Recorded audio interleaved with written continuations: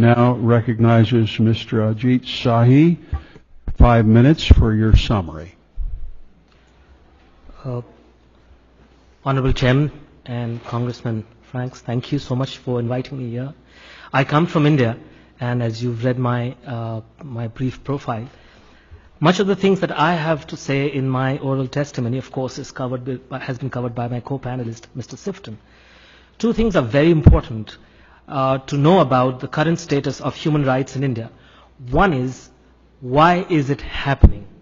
And two is, where do we see it going from here? The first part, Mr. Sifton, towards the end of his oral testimony, he hinted at it. And he said, we should recognize that Mr. Modi's BJP party is an actor. I would like to make a small amendment to that, and I would say it is the director and not just the actor. It is the producer of human rights violations in India. It is the director of human rights violations in India because it springs from an organization which is fundamentally racist, human rights, an organization that has indulged in human rights abuses and violence for nearly 90 years. This is an organization which is known better by its acronym called RSS, which is a self-avowed, self-confessed Hindu supremacist organization. And the BJP is a political wing of that organization.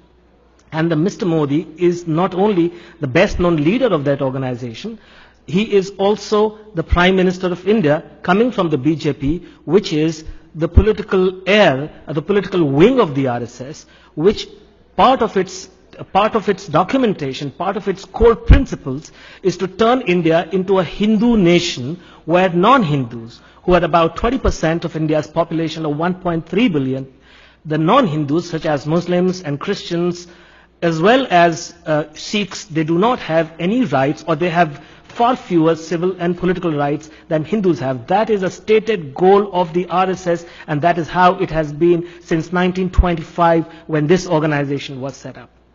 This organization was one of the people who was the main assassin of Mahatma Gandhi in 1948.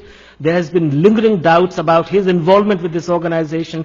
Even though this organization has consistently denied it, the fact is that he worked very closely with members of this organization back in the 1930s and the 40s before he went on to assassinate Mahatma Gandhi, who upheld the principles of secularism and India being a diverse country, as Congressman Franks noted.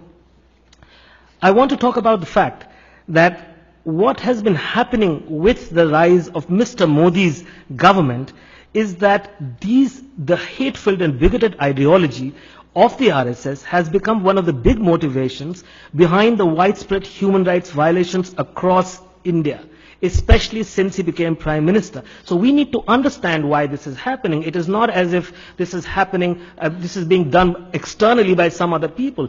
It is being carried out by people who are connected with the government of the day, and therefore who will have the courage or the conviction of that courage to carry out any kind of counter, presenting a counter to such activities. And of course, we have talked about the Dalits. I'm very glad that you have talked about the Dalits. You see, the ideology of Hindu supremacism is not limited to abusing India's religious minorities. Indeed, the rigidly hierarchical caste system of the Hindu society has for centuries discriminated against those lower down its chain, to such an extent that they have been the infamous untouchables of the Indian society. And then we need to add to this list India's 15% tribal people, who have traditionally inhabited vast forested stretches, millions of who have been forcefully dispossessed of their lands and homes over decades to make way for industrial projects, as you noted just now yourself. And that is why, as a result, thousands of them have been fighting back, in my view, in the view of many of us, in a misplaced fight back. But nonetheless, there is an armed insurgency raging through the central Indian forests today as we speak here.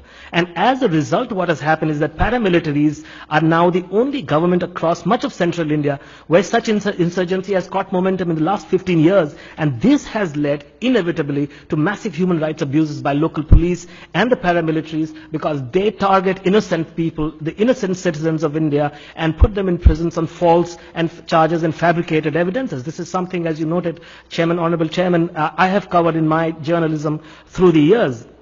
We've seen, I don't want to talk much about the state of Jammu Kashmir, which is a northern Indian state disputed by Pakistan since 1947, when the two countries split from British India. They gained their independence. But the fact that since 1989, especially since 1989, the Indian Army has had a very strong presence in the state of Jammu Kashmir. Thousands and thousands of people are said to have died. They are said to have suffered huge, massive human rights abuses at the hands of the Indian Army, which have been documented. There have been, you talked about the northeastern states of India. There's a law since 1958 on the statute of the Indian Constitution, the same Indian Constitution that guarantees equality before law. That there's been a statute in the Indian Constitution which says that armed forces have special powers over certain regions of the country, and for the last 50 years, under those special powers, they have had complete and total impunity from all the crimes that they have committed against the local people there. Just 2 days ago, and I have mentioned that in my written testimony, just 2 days ago, the current chief of the Army's Eastern Command Wing, which is under which that region comes, he clearly said there is no problem. There's no problem with that Armed Forces Special Power Act. It's all fine. Whereas the Supreme Court of India, in its own judgments, and commissions headed by Supreme Court judges have time and again said that this is a completely ridiculous law. It has caused the violations of human rights on an industrial scale, and they should be done away with. I just want to talk very, very briefly about the commonest forms of human rights abuses and violations of civil liberties.